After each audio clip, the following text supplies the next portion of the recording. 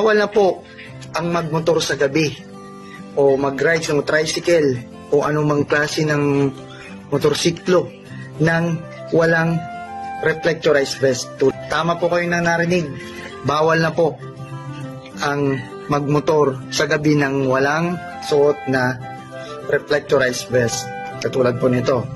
Kung ikaw po ay nagbabalak na dumaan sa national at provincial road, ay kailangan po natin magsuot ng reflectorized vest.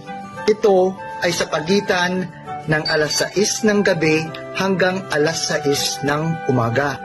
Ito po ay magsisimula sa August 15. Ulitin po natin, August 15, mula alas 6 ng gabi hanggang alas 6 ng umaga. Sa unang offense po, pag ikaw ay nahuli, ay warning lamang po ang aming ibibigay.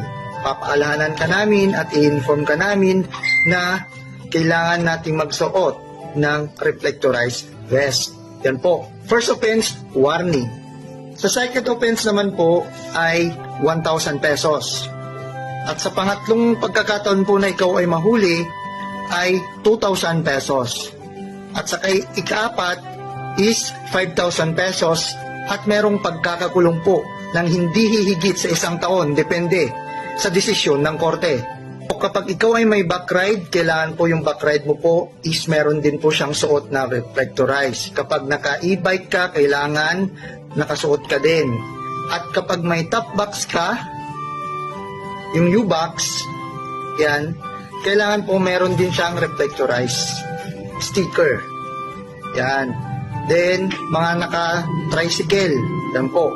E-bike, e-trike, yan po. Yung mga saklaw niyan, kailangan po nakasuot ng reflectorized vest. Kung napanood mo ang video ito, ay maaaring i-share mo din sa iba para naman ma-inform sila.